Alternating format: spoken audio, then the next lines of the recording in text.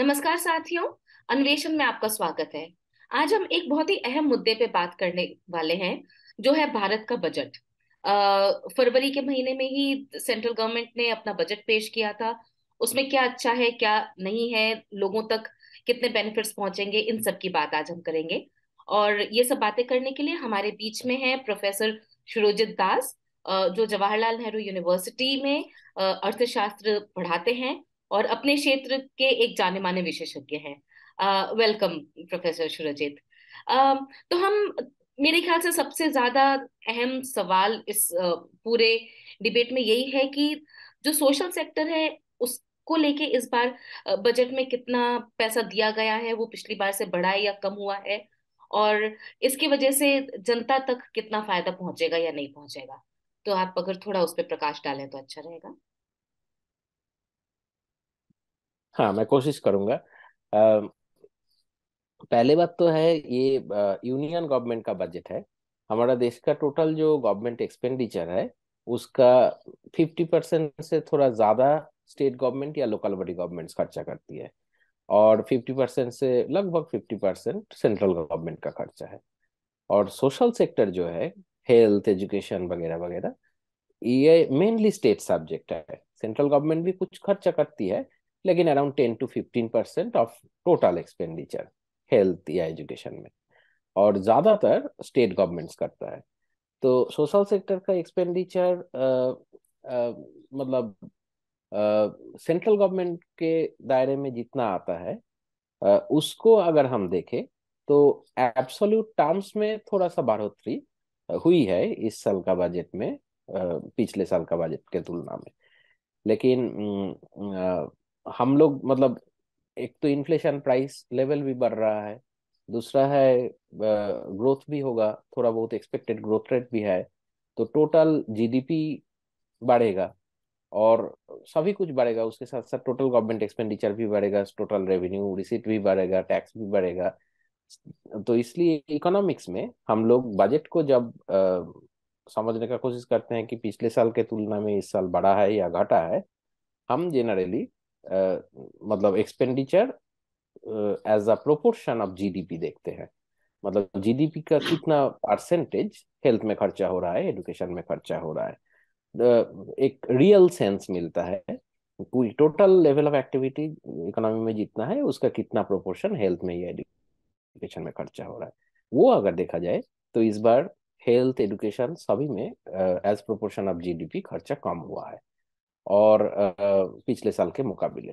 एक तो कोविड गया, कोविड के सालों में 2020-21 और 21-22, ये 2 साल का जो बजट है, ये तो कोविड का स्थिति संभालने में ही आधा चला गया।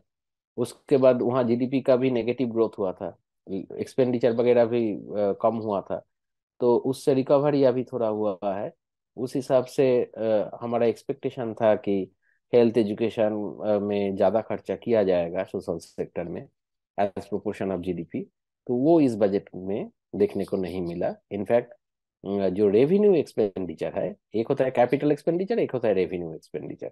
सोशल सेक्टर का ज़्यादातर खर्चा रेवेन्यू एक्सपेंडिचर के अंदर आता है।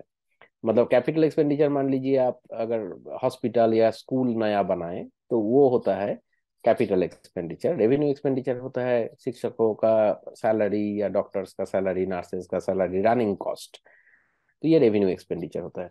इस साल का बजट में जो मेन पॉइंट निकाल के आया है कि कैपिटल एक्सपेंडिचर का थोड़ा सा बढ़ोतरी हुआ है एज प्रोपोर्शन ऑफ जीडीपी, लेकिन रेवेन्यू एक्सपेंडिचर को काफी घटाया गया है एज प्रोपोर्शन ऑफ जीडीपी। तो कैपिटल एक्सपेंडिचर का बढ़ोतरी सिर्फ at the cost of revenue expenditure से नहीं हुआ, उससे काफी ज्यादा घटाया गया है रेवेन्यू एक्सपेंडिचर।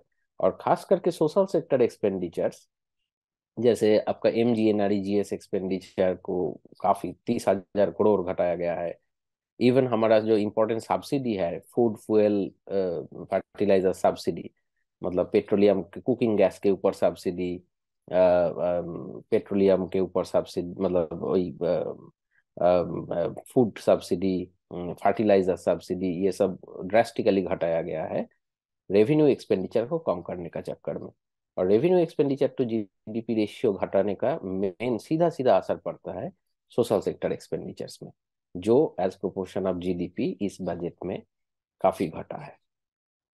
तो ये आपने अच्छी बात नहीं है मेरे हिसाब से। आपने मनरेगा का बजट घटने की बात की, और ये एक जी। मेरे ख्याल से बहुत ही बड़ी बात है। इस देश के जो गरीब तबका है वो बहुत ज्यादा डिपेंड करता है मनरेगा में, उनको जो काम मिलता है। मतलब वो भी वेजेस, मिनिमम वेजेस से भी कम होती है, पर फिर भी शायद वही एक जरिया है लोगों के पास थोड़ा पैसा आने का। तो आप उस पर थोड़ा सा और डिटेल्स में बात करें कि क्या असर पड़ सकता है जनता पे, और कितना कम हुआ है वो खर्चा, और क्या होना चाहिए था हम्म। अगर हम लोग सच में एक प्रो पीपल जिसको बोलते हैं, जनता के हिसाब हम्म। से अगर बजट बनाने की कोशिश करते तो। हम्म। देखिए, जब लॉकडाउन हुआ था, ह्यूज अनएम्प्लॉयमेंट क्राइसिस हुआ था देश में, तब ग्रामीण क्षेत्र में फिर भी एमजी एनआरजीएस है। लेकिन शहरी इलाका में तो कोई भी एम्प्लॉयमेंट गारंटी स्कीम है नहीं हमारे देश में। तो काफी इकोनॉमिस्ट हम लोग सब आर्ग्यू कर रहे थे कि हमारा एक यूनिवर्सल एम्प्लॉयमेंट गारंटी स्कीम होना चाहिए, सिर्फ गांव का, ग्रामीण क्षेत्र में नहीं, हर जगह। उसमें कुछ कुछ हम एस्टिमेट भी किए थे कि लगभग 1% ऑफ जीडीपी अगर खर्चा किया जाए एमजीएनआरजीएस के ऊपर। आजकल जो एस्टिमेटेड जीडीपी है इस 2022 जो 2023-24 का, वो है 3 करोड़ करोड़ रुपया। मतलब 3 × 10⁻14 रुपीज। तो उसका 1% ऑफ जीडीपी मतलब लगभग होता है 3 लाख करोड़ रुपया। 3 लाख करोड़ रुपए में आप यूनिवर्सल एम्प्लॉयमेंट गारंटी मोटा मोटी इस देश में कर सकते हैं। एक एस्टिमेट हमने बनाए थे, एकदम मिनिमम वेज देके, मतलब जितना मतलब देना चाहिए उससे काफी कम, लेकिन फिर भी आप एक शहरी क्षेत्र, ग्रामीण क्षेत्र, हर जगह एक universal employment of last resort programme सोच सकते हैं। इतना बड़ा देश में काफी अनएम्प्लॉयमेंट भी है, और लॉकडाउन में और भी बढ़ा है। तो ये खर्चा है, लेकिन 1% ऑफ जीडीपी या मतलब 4% ऑफ, मान लीजिए, गवर्नमेंट एक्सपेंडिचर, हमारा टोटल गवर्नमेंट एक्सपेंडिचर है लगभग 25-26% ऑफ जीडीपी। तो 4% सरकारी जो व्यय है उसका अगर खर्चा किया जाए एम्प्लॉयमेंट गारंटी में, तो हम यूनिवर्सल एम्प्लॉयमेंट गारंटी इस देश में एक्चुअली लागू कर सकते हैं। तो ये सब हम आर्ग्यू कर रहे थे। तो उस कॉन्टेक्स्ट में last year employment guarantee scheme में टोटल खर्चा था 90,000 करोड़ के आसपास, जो घट के इस बार बजट में 60,000 करोड़ हो गया है। अभी सरकार ये बताए हैं कि क्योंकि ये डिमांड ड्रिवन प्रोग्राम है, आप अगर काम मांगेंगे तो काम देना पड़ेगा सरकार को। तो इसलिए अगर ज्यादा काम का जरूरत, डिमांड हो, मांगे हो, तो ज्यादा काम दिया जाएगा, तब बजट बढ़ाया जाएगा। ये है सरकार का कहना। लेकिन हमारा जो अनुभव रहा है इम्प्लीमेंटेशन कर लेवल में, वो मतलब ऐसे तो डिमांड ड्रिवन प्रोग्राम है, लेकिन देखा जाए तो जब तक ना पैसा सरकार से आता है, ऊपर से आता है, तब तक गांव में एम्प्लॉयमेंट जनरेशन नहीं होता है।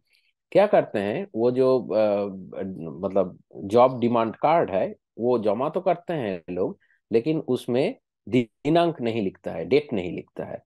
तो जब पैसा आता है, फंड आता है ऊपर से, उस हिसाब से डेट लिख के वो काम दिया जाता है।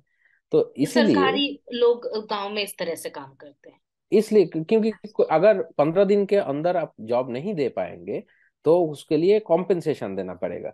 वो कॉम्पेंसेशन कौन देगा? वो पैसा कहाँ से आएगा? मतलब ग्राम पंचायत के हाथ में तो कुछ है नहीं एक्स्ट्रा पैसा। तो वो क्या करते हैं, जब पैसा आता है उस हिसाब से वो दिखाते हैं कि तब काम का डिमांड हुआ है, और तब काम देते हैं। तो ये प्रैक्टिस इतना मतलब कॉमन है हमारे देश में। उसके चलते जो हुआ है कि ये demand driven programme for all practical purposes supply driven हो गया, सप्लाई साइड। तो इसलिए बजट में कितना आप पैसा वहां पे अलॉट कर रहे हैं वो इम्पोर्टेंट हो जाता है। और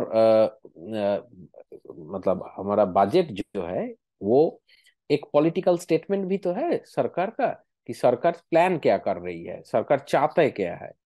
तो उसमें दिखाता है कि जब अनएम्प्लॉयमेंट प्रॉब्लम काफी ज्यादा है देश में, जब एम्प्लॉयमेंट गारंटी स्कीम का डिमांड काफी ज्यादा है देश में, उसमें अगर आप उसमें अलॉटमेंट घटाते हैं, तो वो एक सिग्नल पहुंचाता है कि सरकार कहीं ना कहीं पे इस प्रोग्राम को मतलब ज्यादा सीरियसली नहीं ले रहे हैं, या एक नेग्लेक्ट कर रहे हैं।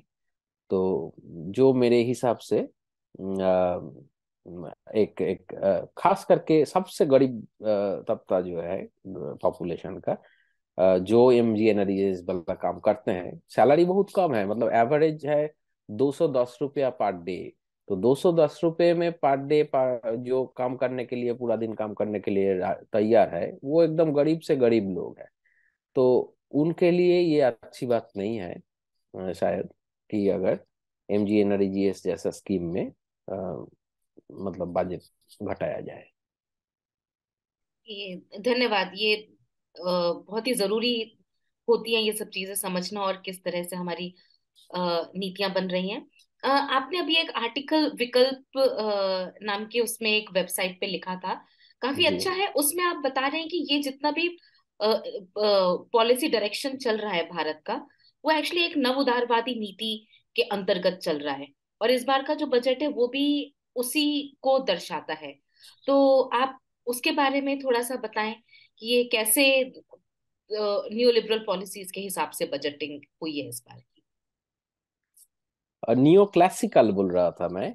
ये इकोनॉमिक्स में, मैक्रो Neo इकोनॉमिक्स में, हाँ, कुछ स्कूल ऑफ थॉट है। तो उसमें एक केन्शियन स्कूल ऑफ थॉट है, जो बोलते हैं कि जब आपका अनएम्प्लॉयमेंट ज्यादा हो, जब आपका ग्रोथ रेट कम हो, जब थोड़ा डिप्रेशन टाइप सिचुएशन हो, जैसे लॉकडाउन के बाद तो जरूर हुआ है, उसके पहले भी हमारा ग्रोथ रेट, GDP का ग्रोथ रेट कंटिन्यूअसली फॉल कर रहा था, और इंडस्ट्रियल ग्रोथ रेट बहुत ही कम हो गया था। इनफैक्ट इन्वेस्टमेंट GDP रेशियो बहुत कम हो रहा था, जिसको बोलता है फूड के अलावा नॉन फूड क्रेडिट, जो बैंक से सारे कमर्शियल बैंक मिला के जितना क्रेडिट GDP का प्रोपोर्शन में लोग ले रहे थे इन्वेस्टमेंट के लिए, वो कम हो रहा था। तो मतलब ये सब दर्शाता है कि हमारे देश में एक डिमांड का कमी था। मतलब लोग इन्वेस्टर, प्राइवेट इन्वेस्टर इन्वेस्टमेंट करने के लिए तैयार नहीं हो रहे थे, क्योंकि इन्वेस्टमेंट प्रॉफिटेबल नहीं हो रहे थे।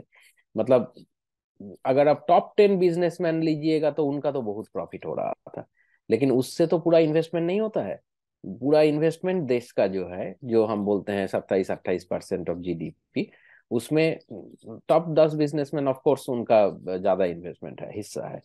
लेकिन छोटा छोटा छोटा छोटा जो पेटी प्रोडक्शन है, स्मॉल एंड मीडियम स्केल जो एंटरप्राइजेस है, वो लोग जब तक ना प्रॉफिट बनाएंगे, जब तक उनको लगेगा कि हम जो प्रोडक्ट बनाएंगे उसके लिए डिमांड है मार्केट में, जो हम बेच पाएंगे एग्जिस्टिंग प्राइस में, तब तक वो लोग मतलब जितना कैपेसिटी है उनका, उससे ज्यादा नहीं बढ़ाएंगे या नया इन्वेस्टमेंट नहीं करेंगे। नया इन्वेस्टमेंट जब तक प्रॉफिट अपॉर्चुनिटी नहीं है तब तक नहीं होगा। प्रॉफिट अपॉर्चुनिटी तब तक नहीं बढ़ेगा जब तक लोगों का परचेजिंग पावर, खरीदने का क्षमता नहीं है। जब तक ना खरीदने का क्षमता होगा, मार्केट साइज नहीं बढ़ेगा। तो ये सब इंटरलिंक्ड है। और लोगों का हाथ में अगर इनकम नहीं है, इनफ जॉब नहीं है, तो लोगों का परचेजिंग पावर कहाँ से आएगा? तो ये इस टाइप का स्थिति में केन्शियन पॉलिसी बोलते हैं कि आपको बाहर से कुछ डिमांड इंजेक्ट करना होगा, इकोनॉमी में घुसाना होगा। उसका एक तरीका ये हो सकता है कि आप एक्सपोर्ट करें। एक्सपोर्ट करके वहां से डिमांड आ सकते हैं। लेकिन अभी दुनिया भर का देशों में ये पैंडेमिक भी हुआ है, अभी ग्लोबल रिसेशन की बातें भी किया जा रहा है। तो एक्सपोर्ट बहुत ज्यादा बढ़ने का स्थिति में अगर नहीं है, तो दूसरा एक तरीका हो सकता है, गवर्नमेंट एक्सपेंडिचर बढ़ा के आप डिमांड बढ़ा सकते हैं इकोनॉमी में। इसको बोलता है केन्शियन पॉलिसी। तो इसके जाएगा टोटल गवर्नमेंट एक्सपेंडिचर, देखा जाए तो इस बार का बजट में टोटल गवर्नमेंट एक्सपेंडिचर GDP का तुलना में, GDP का प्रोपोर्शन में एक्चुअली घटा है, बढ़ा नहीं है। कैपिटल एक्सपेंडिचर बढ़ा है, लेकिन रेवेन्यू एक्सपेंडिचर इतना घटा है कि टोटल एक्सपेंडिचर एक्चुअली घट गया है एज प्रोपोर्शन ऑफ GDP। तो इट्स ये कॉन्ट्रैक्शनरी बजट है, ये एक्सपेंशनरी बजट नहीं है। या केन्शियन पॉलिसी जो सजेस्ट करता है कि आप ज्यादा डिमांड इंजेक्ट करने का जरूरत है, इस टाइप का सिचुएशन में ज्यादा एम्प्लॉयमेंट जनरेट करने के लिए या ग्रोथ बढ़ाने के लिए, वो नहीं ना करके ये इस बजट में एक्चुअली टोटल एक्सपेंडिचर खर्चा एक्चुअली घटाया गया है जीडीपी का प्रोपोर्शन में। और नियो क्लासिकल इकोनॉमिक्स बोलता है कि आपको फिस्कल डेफिसिट घटाना है। मतलब बजट का जो घाटती है, जो रेवेन्यू और एक्सपेंडिचर में गैप है, अगर आपका एक्सपेंडिचर गवर्नमेंट का खर्चा अगर ज्यादा हो, जितना उसका टैक्स रेवेन्यू या नॉन टैक्स रेवेन्यू दोनों मिला के जितना टोटल रेवेन्यू है उससे अगर एक्सपेंडिचर ज्यादा हो, तो आपका बजट में घाटती होगा, तो उसको बोलता है fiscal deficit. Fiscal deficit GDP का प्रोपोर्शन में अगर बढ़ जाए, तो नियो क्लासिकल इकोनॉमिक्स बोलता है कि वो अच्छी नहीं होगी देश के लिए, उसमें प्राइवेट इन्वेस्टमेंट और घट सकता है, रेट ऑफ इंटरेस्ट बढ़ सकता है, वगैरह वगैरह। तो ये दो स्कूल ऑफ थॉट है जो कॉन्ट्रडिक्टरी बातें बोलता है। एक बोलता है आपको इस स्थिति में गवर्नमेंट एक्सपेंडिचर बढ़ाने की जरूरत है, दूसरा बोलता है कि आपको fiscal deficit to GDP ratio घटाने का जरूरत है। और फिस्कल डेफिसिट जीडीपी घटाने का क्यों जरूरत है? क्योंकि रेट ऑफ इंटरेस्ट बढ़ जाएगा और इन्वेस्टमेंट घट जाएगा।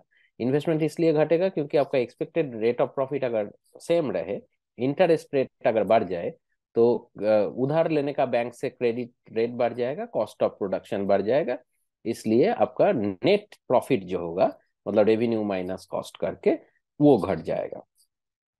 तो इसलिए लेकिन वो होता है जब हम मान लेते हैं हम फुल एम्प्लॉयमेंट या फुल कैपेसिटी लेवल में ऑपरेट कर रहे हैं।